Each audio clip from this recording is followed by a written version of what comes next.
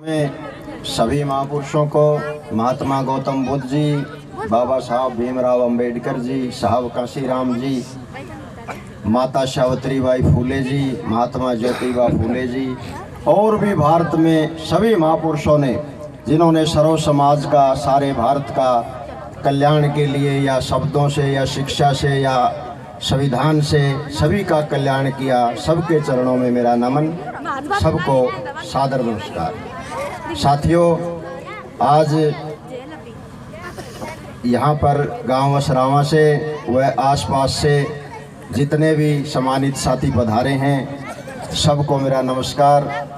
Madam कीर्ति सरोहीवाल जी, BDO Adampur, भाई रजत कलसन जी और भी जितने साथी गायक कलाकार, भाई सूरजमल जेटियो जी, नवनियुक्त सरपंच असरावा और भी जितने साथी आए हैं, सबको मेरा नमस्कार, सबको जय भीम जय भारत। आज जिस शख्सियत का जन्मदिन है, उन्होंने अपने खुद के लिए कुछ नहीं किया, जो कुछ भी किया संपूर्ण समाज के, संपूर्ण भारत के लिए किया और उनके चलाया जो आंदोलन था आज भी चला हुआ है। महिलाओं की शिक्षा में बड़े सुधार हुए हैं और उन्होंने तो अपना सारा जीवन ही महिला और शूद्रों की शिक्षा के लिए लगाया और उनको काफ़ी परेशानियां भी झेलनी पड़ी। कई समाज के असामाजिक तत्व उनको परेशान करते थे, कई तरह के जो कमेंट होते हैं वो करते थे, लेकिन वो घबराई नहीं और महिलाओं की शिक्षा में सबसे बड़ा योगदान दिया। सारे भारत में महिलाओं की प्रथम शिक्षिका माता सावित्रीबाई फूले रही।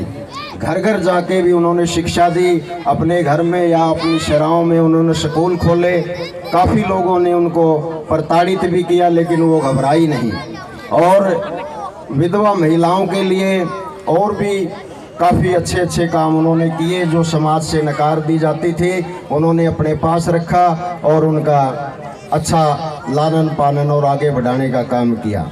महात्मा ज्योतिबा फूले जी, उन्होंने तो बहुत पहले ही कह दिया था कि विद्या के बिना मति गई, मति के बिना नीति गई, नीति के बिना गति गई और गति के बिना वित्त गया और वित्त के बिना शूद्र जो है निर्धन हो गया। तो एक सारी चीज़ बिना शिक्षा के गई।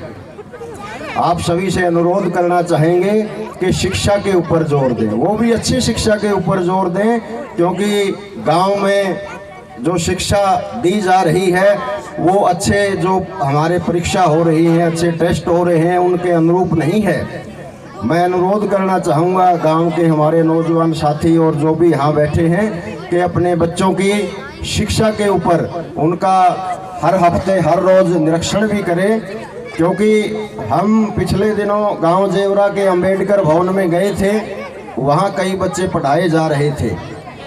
मैंने एक बच्चे के बैग से ही एक किताब निकाल के उसका नाम पूछ लिया, उस बच्चे को वो नाम भी बताना नहीं आया। फिर वो किताब दिखा दी ऐसे, ये देख बेटा, दिखाने के बाद भी नाम बताना नहीं आया।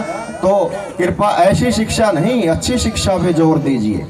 हमारे महापुरुष बाबा साहब अंबेडकर जी ने भी अपना पूर्ण जीवन शिक्षा के उत्थान, स्कूल कॉलेजों का विस्तार, अच्छे व्यवसाय, अच्छी नौकरी और शिक्षा के ऊपर काफ़ी जोर दिया और आपको सभी को वोट का अधिकार भी दिया ताकि आप इसी से अपना अच्छा जीवन यापन कर सके।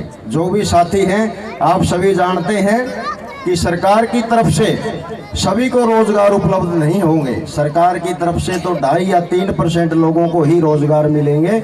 आप सब ने अपने रोजगार के, अपने किसी न किसी तरह के व्यापार अपने गांव आसपास या शहर में करने होंगे, अपने बच्चों को उस लाइन में डालना होगा।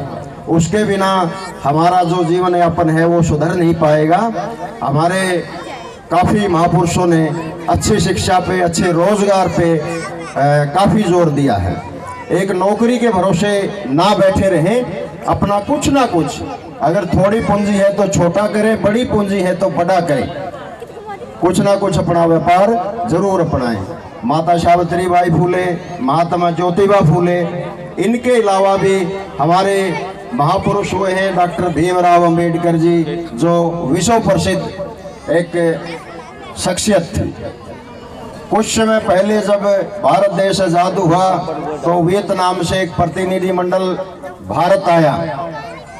भारत आके उनके प्रोग्राम के अनुसार उन्होंने जो हमारे भारत की अच्छी अच्छी चीजें दिल्ली में या और कहीं देखनी थी वो देख के उन्होंने चाहा भाई हम डॉक्टर भीमराव की अंबेडकर की समाधि के दर्शन करें। उस प्रतिनिधि मंडल ने यहाँ के अधिकारियों को कहा कि हमें डॉक्टर भीमराव अंबेडकर की समाधि के दर्शन कराएं। वो उनको लेके मुंबई के दादर स्थित उनकी जो चैतन्य भूमि थी वहां लेके गए और बाबा साहब की समाधि के उन्होंने दर्शन किए। उसके बाद बाबा साहब की समाधि के पास से उन्होंने मिट्टी उठाई और मिट्टी को अपने माथे से लगा के अपने बैग में रख लिया। यहाँ के अधिकारियों ने कहा कि इस मिट्टी का बैग में रखने का क्या मतलब है। वियतनाम के प्रतिनिधि मंडल ने कहा कि ये एक महापुरुष के चरणों की मिट्टी है जो इस भारत माँ की मिट्टी से हम लेके जा रहे हैं। यहाँ एक बहुत बड़ा नेता पैदा इस मिट्टी में हुआ है। हम ये मिट्टी जाके अपने देश की मिट्टी में मिलाएंगे ताकि हमारे देश में भी डॉक्टर भीमराव अंबेडकर जैसा महान नेता पैदा हो और हमारे देश का उद्धार करे। साथियों, हमारे समाज में काफी महापुरुष जिन्होंने अपने लिए कुछ नहीं किया। साहब कांशीराम जी ने भी अपने लिए कुछ नहीं किया, सारा जो जीवन है समाज के लिए ही लगा दिया। इसलिए जो आज का समय है वो संघर्ष करने का है। कृपया करके हाथ पे हाथ धर के ना बैठे, संघर्ष करके आगे बढ़े और एक नौकरी के भरोसे भी ना रहें। और जो समाज के हमारे अग्रणी भाई हैं, अग्रणी साथी हैं, उनका आप वेलकम करें, स्वागत करें, उनकी इज्जत करें, उनका सहयोग करें और ज़्यादा ध्यान लड़कियों के ऊपर दें। काफ़ी साथी कहते हैं कि मैं भी अपनी बेटी को बेटों जैसा ही बनाऊंगा। बेटों जैसा नहीं बनाना। काफ़ी बेटे बहुत नालायक हैं, उनका प्रतिशत नालायकी में ज़्यादा है, लायकी में कम है। आप बेटी को अच्छी शिक्षा दें, अच्छे संस्कार दें, समाज के प्रति अपने दायित्व बताएं। और बेटी किसी से कम नहीं है।